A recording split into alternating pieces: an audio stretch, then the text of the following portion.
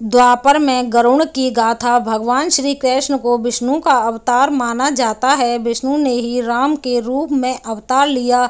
श्री कृष्ण की 8 पत्नियां थीं। इसमें से सत्यभामा को अपनी सुंदरता और महारानी होने का घमंड हो चला था, तो दूसरी ओर सुदर्शन चक्र खुद को सबसे शक्तिशाली समझता था और विष्णु वाहन गरुड़ को भी अपने सबसे तेज उड़ान भरने का घमंड था। एक दिन श्री कृष्ण अपनी द्वारिका में रानी सत्यभामा के साथ सिंहासन पर विराजमान थे और उनके निकट ही गरुड़ और सुदर्शन चक्र भी उनकी सेवा में विराजमान थे। बातों ही बातों में रानी सत्यभामा ने व्यंग्यपूर्ण लहजे में पूछा, हे प्रभु, आपने त्रेता युग में राम के रूप में अवतार लिया था। सीता आपकी पत्नी थी, क्या वे मुझसे भी ज़्यादा सुंदर थीं? भगवान सत्यभामा की बातों का जवाब देते उससे पहले ही गरुड़ ने कहा, भगवान, क्या दुनिया में मुझसे भी ज़्यादा तेज गति से कोई उड़ सकता है? तभी सुदर्शन से भी रहा नहीं गया और वह भी बोल उठा कि भगवान, मैंने बड़े बड़े युद्धों में आपकी विजयश्री दिलवाई है। क्या संसार में मुझसे भी शक्तिशाली कोई है? द्वारकाधीश समझ गए कि तीनों में अभिमान आ गया। भगवान मंद मंद मुस्कुराने लगे और सोचने लगे कि इनका अहंकार कैसे नष्ट किया जाए। तभी उनको एक युक्ति सूझी। भगवान मंद मंद मुस्कुरा रहे थे। वे जान गए कि उनके इन तीनों भक्तों को अहंकार हो गया है और इनका अहंकार नष्ट होने का समय आ गया है। ऐसा सोचकर उन्होंने गरुड़ से कहा कि हे गरुड़, तुम हनुमान के पास जाओ और कहना कि भगवान राम माता सीता के साथ उनकी प्रतीक्षा कर रहे हैं। गरुड़ भगवान की आज्ञा लेकर हनुमान को लाने चले गए। इधर श्री कृष्ण ने सत्यभामा से कहा कि देवी, आप सीता के रूप में तैयार हो जाओ, और स्वयं द्वारकाधीश ने राम का रूप धारण कर लिया। तब श्री कृष्ण ने सुदर्शन चक्र को आज्ञा देते हुए कहा कि तुम महल के प्रवेश द्वार पर पहरा दो और ध्यान रहे कि मेरी आज्ञा के बिना महल में कोई भी प्रवेश न कर पाए।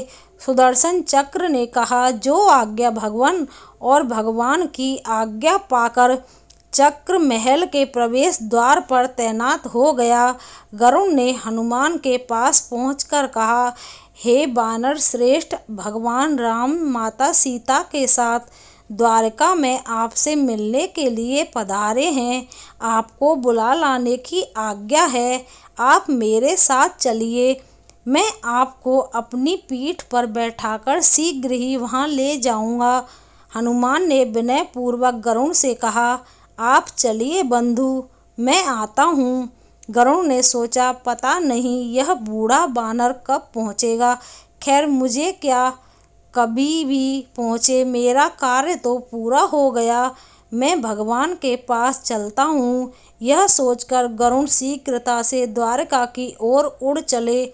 लेकिन यह क्या, महल में पहुंचकर गरुड़ देखते हैं कि हनुमान तो उनसे पहले ही महल में प्रभु के सामने बैठे हैं। गरुड़ का सिर लज्जा से झुक गया।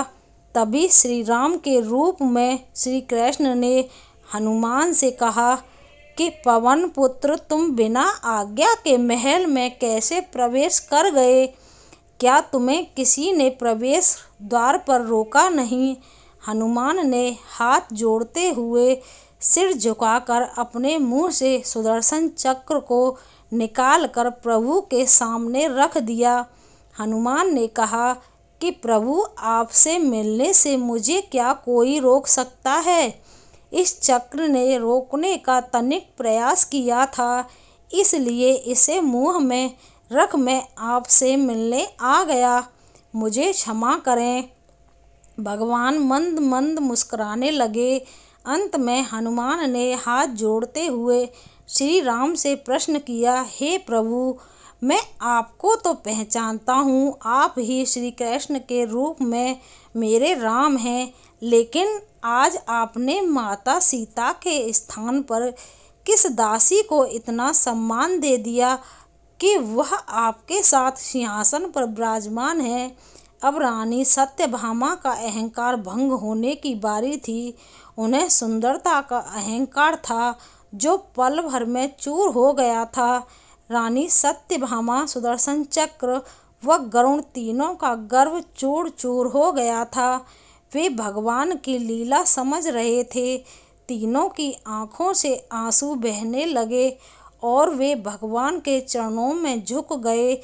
भगवान ने अपने भक्तों के अहंकार को अपने भक्त हनुमान द्वारा ही दूर किया। अद्भुत लीला है प्रभु की।